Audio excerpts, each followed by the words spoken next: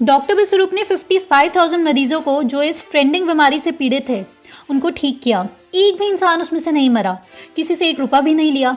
ठीक हुए लोगों के टेस्टिमोनियल्स और उनके आईडी प्रूफ्स के साथ बुक छापकर गवर्नमेंट को दे चुके हैं। उनका इस बीमारी के लिए एक सेंटर जयपुर में खुल चुका है, एक गाजीपुर बॉर्डर पर ऑलरेडी है, एक महाराष्ट्र में, और बहुत जल्द और भी जगह खुलने वाला है।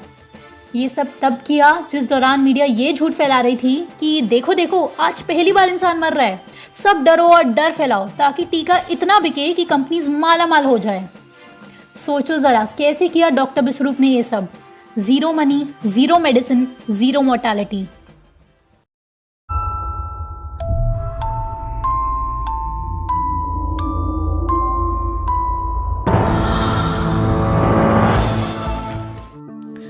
दो 2019 में निमोनिया से दुनिया भर में 25 लाख लोग मरे। अब आइडिया लगाओ आप, 2020 में इस ट्रेंडिंग बीमारी से दुनिया भर में कितने लोग मरे?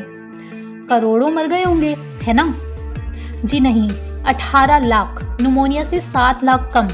जबकि निमोनिया की डेथ्स भी इसमें इंक्लूड हो रही है क्योंकि MCCD यानी डेथ सर्टिफिकेट चेंज कर दिया गया है। आपने पढ़ लिया ना MCCD अब तक? नहीं पढ़ा तो प्लीज पढ़ो तो सही, लिंक डिस्क्रिप्शन में दिया है। 2018 में रोड एक्सीडेंट से इंडिया में 1.5 लाख लोग मरे, 1.51 लाख लोग।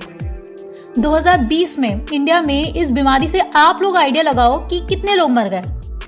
लाखों में मर गए होंगे, है ना? जी नहीं, रोड एक्सीडेंट से भी कम, टोटल 1.49 लाख लोग। अब आप में से किसी किसी के मन में ये डाउट आया अभी कि सरकार मौतें घटाकर बता रही है ताकि उनकी बेइज्जती ना हो, लेकिन असलियत में ज़्यादा जाने गई है और वैसे भी इंडिया में अंडर रिपोर्टिंग हो रही है मौतों की। आया ना ये सवाल? तो दोस्तों ये हमेशा से हो रहा है हमारे देश में। उदाहरण के लिए 2018 में पटना यूनिवर्सिटी के पॉपुलेशन रिसर्च सेंटर और यूनिसेफ ने मिलकर ये रिसर्च कंडक्ट करी कि बिहार में कितनी बर्थ्स और डेथ्स रजिस्टर होती है और कितनी रजिस्टर हो ही नहीं पाती। तो नतीजा एज एक्सपेक्टेड आया, बिहार में सिर्फ 37.1% डेथ्स ही रजिस्टर हो पाती है और बिहार की किसी किसी जगह तो सिर्फ 5% डेथ्स रजिस्टर होती है। तो ये हमेशा से हो रहा है, हर मौत के कारण में हो रहा है, हर साल हो रहा है और इनफैक्ट इस साल आज तक की सबसे कम अंडर रिपोर्टिंग हो रही है क्योंकि खांसी वाले को भी हॉस्पिटल जाना है आज, थैंक्स टू मीडिया।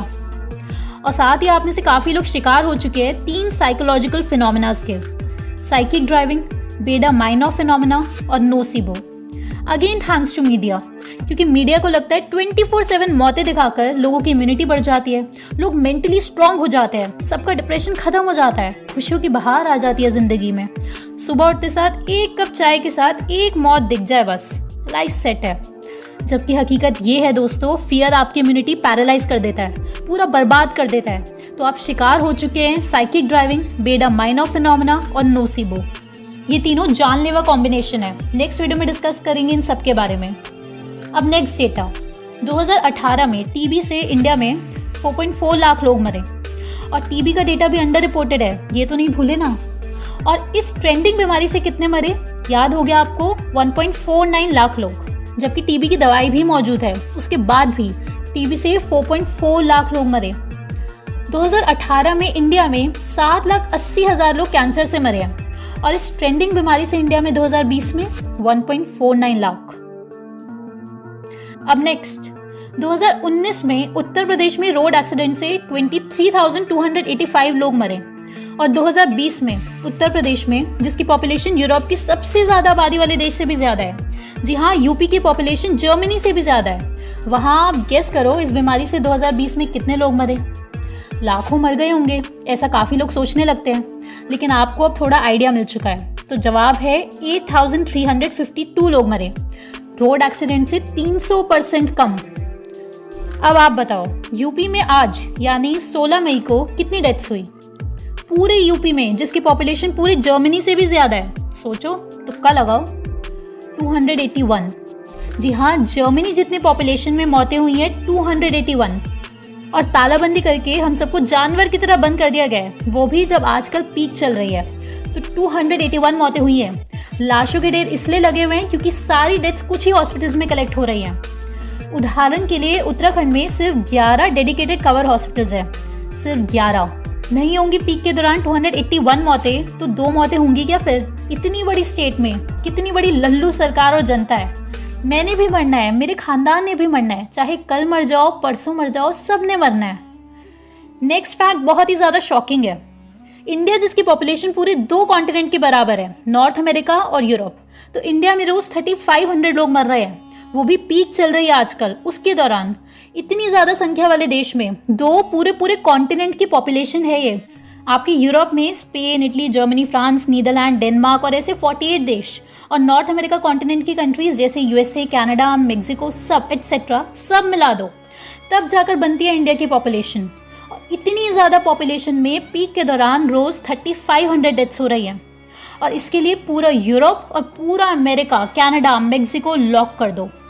ये चल रही है हकीकत, ये है ये बीमारी। खोदा पहाड़ निकली चुईया। पीक नहीं था तब के आंकड़े बता दिए तो आपको रोना आ जाएगा। और ऐसे फैक्ट्स और डेटा की गिनती ही नहीं है। हर साल 90 लाख लोग हंगर और हंगर रिलेटेड डिजीज से मरते हैं, 4 लाख मर्डर होते हैं। आपको लगेगा पॉवर्टी कम्युनिकेबल नहीं है, होमिसाइड कम्युनिकेबल नहीं है, फैलती नहीं है ये सब चीज़ें। आप भूल कर रहे हो, जीवन सिर्फ किताबों में नहीं है, सिर्फ शब्दों में नहीं है, चेतना के स्तर पर है। कभी सोचिएगा समय मिले तो। अंडर रिपोर्टिंग हमेशा से हो रही है।